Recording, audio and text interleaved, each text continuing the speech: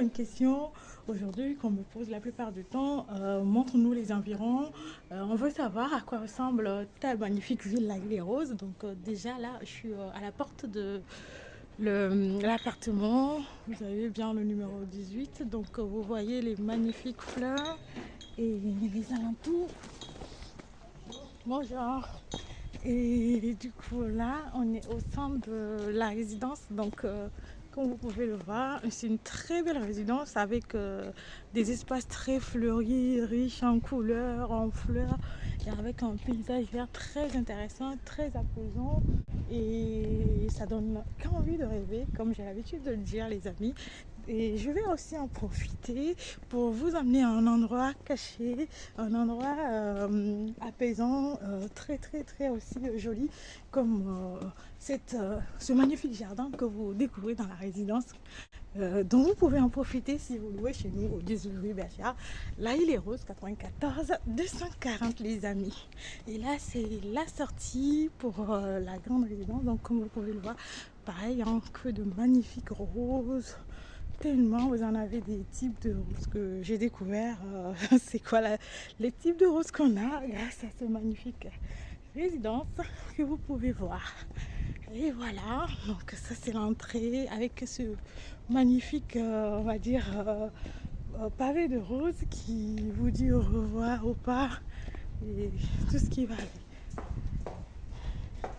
Voilà. Bonjour. Non, c'est 52,86. C'est celui de la boîte qui est changé. Attends. Ici? Au revoir. C'est vous qui gérez ça, non? Oui. Vous regardez s'il y a disponibilité pour les autres jours. Ok, vous me direz de toute façon. Parce que là, je dois aller à l'autre appartement, mais vous pouvez m'écrire et puis je vous répondrai, il n'y a pas de souci. Chérie, je suis avec la dame. Oui, mais s'il y a une disponibilité, C'est ça. vous parlez avec moi. Ok, ça va. Au revoir, merci, au revoir. Du coup, là, je vous amène dans le parc. Là, je viens de rencontrer un client qui doit arriver et qui s'inquiète un peu parce qu'elle a du mal un peu avec les boîtes à clés. Donc, on a fait le nécessaire pour qu'elle puisse ne pas trop galérer et qu'elle puisse rentrer tranquillement et profiter de son séjour. Donc, je vous emmène dans cet endroit apaisant que vous pouvez profiter, que vous pouvez découvrir si vous décidez, bien sûr, de venir dans notre magnifique ville, La Île est Rose. Et en attendant, je ne sais pas si vous avez peut-être, je ne sais pas si avez-vous une âme d'explorateur, c'est-à-dire que vous adorez explorer les endroits magnifiques. Je suis sûre que vous allez adorer mon endroit, parce que moi, je me rappelle à 17 ans, j'ai pris conscience de quelque chose. C'est-à-dire que j'étais dans un environnement où j'ai vu que la médiocrité était la norme, était célébrée et la plupart des personnes qui nous dirigeaient adoraient la médiocrité. Et donc je voulais à tout prix aller explorer, découvrir d'autres villes, savoir ce qui se fait à l'extérieur de mon pays dans lequel je suis née et que je n'aimais pas forcément la manière dont elle était dirigée, organisée et autres. Et je me rappelle très bien, il y a un peu de pluie.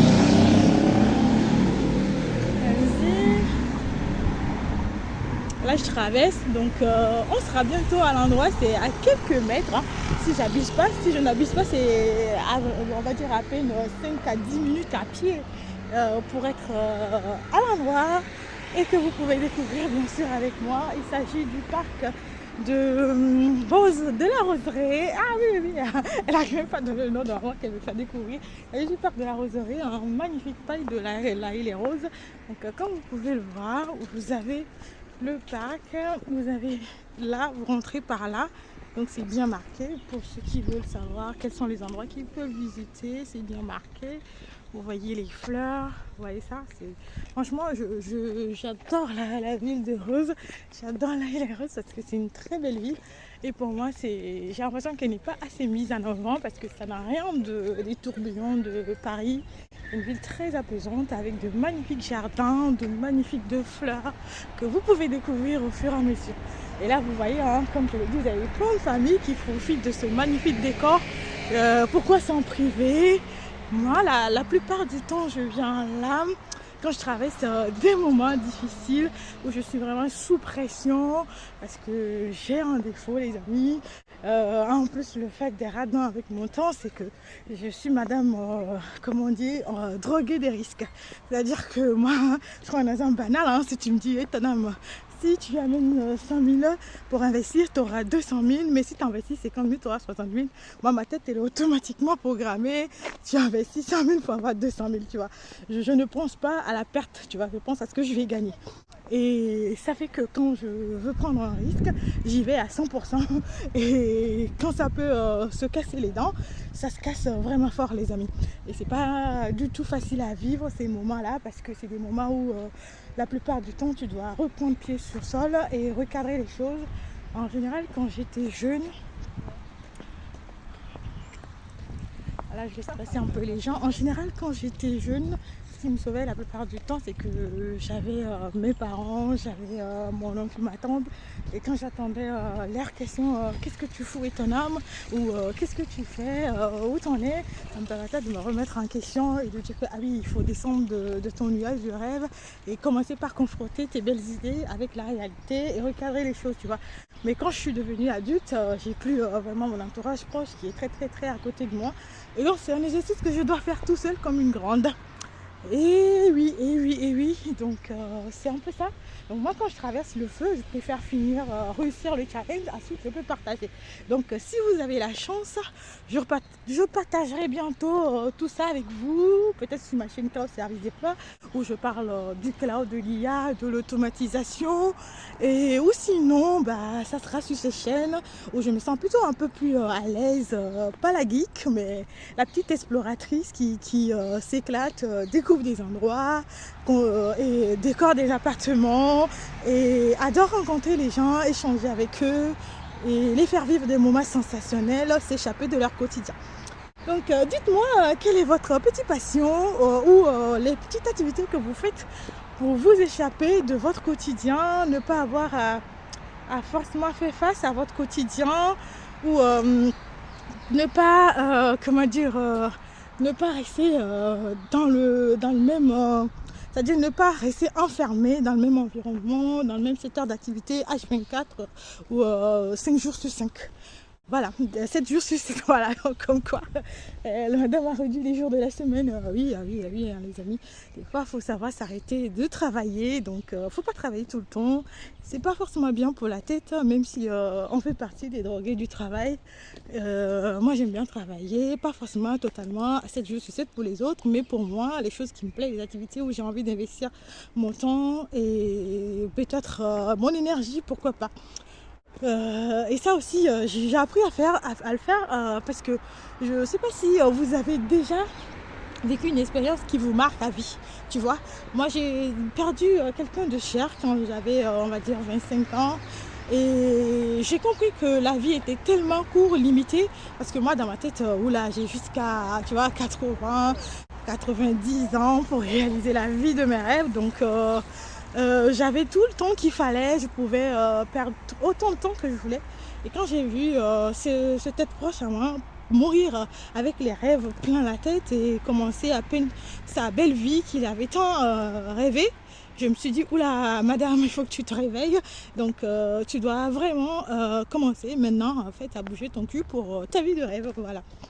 Et donc c'est un événement qui a fait que ça façonnait un peu la suite de ma life, où je ne fais plus en tout cas des choses qui ne m'apportent pas la vie que je veux ou la vie de rêve que je veux me construire. J'essaie de les limiter en tout cas le maximum possible parce que je sais que mon temps ici est très limité. Voilà, donc j'ai envie d'en faire quelque chose qui me plaît, quelque chose dans laquelle je suis épanouie. Donc comme je vous le dis, c'est un magnifique parc qui est assez grand. Donc si on s'y met, on risque pas de finir cela toute la journée.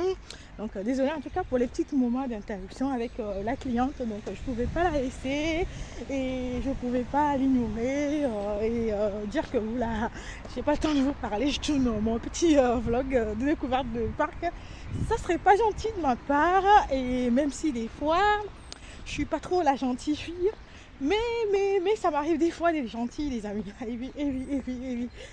quand j'apprécie bien les personnes parce que c'est une dame très gentille et une cliente fidèle. Donc ça vaut le coup de venir l'aider un tout petit peu.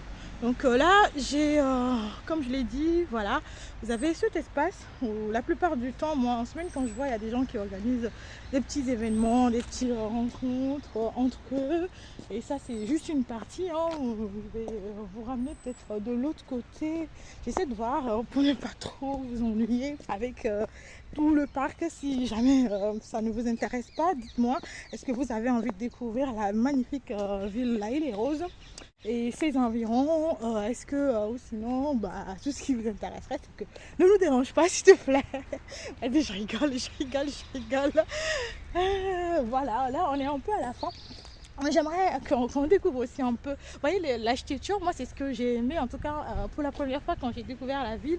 La ville, il y a c'est un peu loin des décors parisiens, tu vois, où tu as l'impression que tout est optimisé au millimètre près, tout est calculé, il n'y a pas de place pour la créativité, la différence, vous voyez. C'est ce que j'ai beaucoup aimé dans cette ville où il y a beaucoup de fleurs, chacun s'exprime dans sa créativité et dans tout ce qui est bien. Voilà, donc voilà un peu le côté. Donc là, c'est un peu quand vous rentrez directement dans le parc, vous avez encore beaucoup de choses à découvrir. Surtout si on prend celui-là, ce vent-là. La plupart du temps, moi j'ai des voisins qui habitent dans la résidence où se situe l'appartement, là, et les roses. Eux, ce qu'ils font, c'est qu'ils font des petits randonnées pour découvrir, en tout cas avec les petits jeunes, les activités au sein du parc. Ou sinon, il y a un voisin à moi qui fait du footing tous les matins. Lui, carrément, hein, dans ce magnifique parc, pourquoi pas.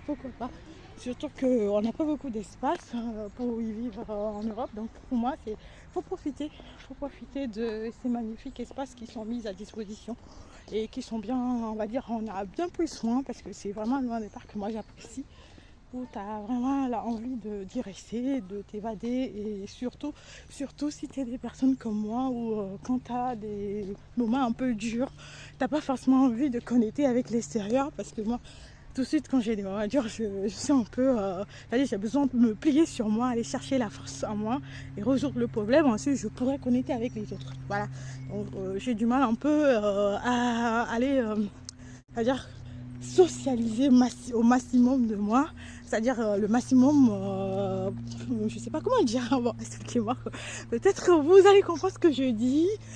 J'ai du mal un peu à socialiser comme j'ai l'habitude de le faire quand je suis au top de ma forme, voilà. Et donc je préférerais me concentrer sur moi, sur le problème. Ensuite je pourrais aller socialiser avec tout le monde après que j'aurai un peu la tête un peu plus calme et peut-être un peu plus de joie, pourquoi pas. Ouais, bon, je travaille dessus aussi également, hein, parce que des fois c'est dur, parce que quand tu es tout seul, tu vois pas forcément la solution ou des pistes que tu n'auras pas forcément l'opportunité d'explorer. Donc c'est plutôt bien des fois de s'évader aussi de ces problèmes, donc reste à faire. Et vous, dites-moi, qu'est-ce que vous aimeriez découvrir à L'Haÿ-les-Roses? Et qu'est-ce que je peux faire pour vous ramener dans cette magnifique ville où il y a beaucoup de choses à découvrir. En tout cas, c'est là on va dire un premier endroit, mais il y a encore plein de choses à découvrir. Donc dites-moi ce que vous aimeriez voir, quels sont les environnements qui vous parlent quand on vous parle de L'Haÿ-les-Roses, du 94. Et on ira les explorer ensemble, les amis. Bah oui, pourquoi pas. Je compte bien vous amener avec moi. Je pense qu'on va s'arrêter là. Et vous me direz ce que vous avez apprécié ou pas. Ou là, vous voyez, comme je le dis, vous voyez la verdure. Franchement, c'est un endroit très très magnifique. Très magnifique. Et là encore, j'ai fait que la moitié. Hein, parce que si j'essaye de forcer, par exemple, aller dans l'autre sens, vous allez voir dehors, vous voyez les fleurs. Attends, je vais m'approcher un peu, vous allez voir de quoi je parle. Franchement, je ne sais pas comment les gens font pour ne pas aimer autant cette ville comme moi. Parce que pour moi, je dis qu'elle a tout pour plaire. C'est une ville qui a tout pour plaire. Vous avez la possibilité de rêver, la possibilité de vous évader. Vous avez plein de petits commerces à côté. On a le métro 14 où vous pouvez facilement aller sur Paris si c'est le tourbillon de Paris qui vous passionne, vous excite le plus. Pourquoi pas, on ne juge personne. Chacun a ses folies, chacun a ses, on va dire, ses passions. Donc pourquoi pas. Voilà. Et si vous avez le calme, la sérénité, le beau, voilà, vous êtes aussi bienvenue ici avec nous. Et si vous êtes de La Île-et-Rose, si vous tombez sur cette vidéo, n'hésitez pas en tout cas à me dire ce que vous pensez de la magnifique ville de La Île-et-Rose. Est-ce que ça vous plaît d'y vivre? Est-ce que vous pensez que si quelqu'un vient à Paris sans découvrir La Île-et-Rose, il passe à côté de quelque chose de magnifique comme je le pense? Ou t'as complètement tort, Miss? Il n'y a pas que La Île-et-Rose, la belle ville qui existe dans le 94. Dites-moi quelles sont les plus belles villes dans le 94. Parce que moi je suis curieuse d'aller les découvrir et de créer de magnifiques endroits, de magnifiques appartements, chambres pour que les gens puissent en profiter, s'évader de quotidien qui peut être des fois très dur si on s'y prend pas. Donc là je vais essayer de vous montrer un peu les petits fleurs et puis ensuite on va mettre fin à ce magnifique découverte du parc de la Roseraie. Et si vous connaissez le parc de la Roseraie, dites-moi ce que vous avez le plus apprécié de ce parc. Voilà. Du coup, voilà ce que je voulais vous montrer. C'est ça. Quand j'aurai l'opportunité, je rentrerai dedans et vous allez voir vraiment de quoi je parle. Parce que de là, vous n'avez pas idée, mais franchement, le nombre de roses et les typologies, je suis bluffée. Tellement bluffée que je peux pas vous dire. Vous voyez ça? Comment c'est magnifique. Très magnifique endroit. Voilà, je vais voir si je peux rentrer et je vous montre. Comme ça sera plus de près et vous allez me dire ce que vous en pensez. Comment peut-on dire non au fait de vivre dans cet endroit magnifique? Et bah oui. Et bah oui, et bah oui, et bah oui. Je les envie, les habitants d'ici. Parce que vous imaginez être entouré de tout ce beau tous les jours. Ça va être difficile de déprimer en tout cas. Je sais, il n'y a pas que le beau qui compte, mais au moins ça te permet de ne pas voir, on va dire, tous les leaders qui sont récités dans les médias, dans nos petits partages de la laideur de la société capitaliste où l'humain n'est plus vraiment le centre, où tout ce qui compte c'est faire du fric des fois, et ça vous permet au moins de vous échapper. Voilà. Donc c'est un peu ça. Si vous voulez regarder de près, il faut juste prendre un ticket, comme je l'ai dit, et vous allez voir, découvrir tout ce que vous voulez. Voilà, moi je l'arrête là. Et vous me direz ce que vous avez pensé.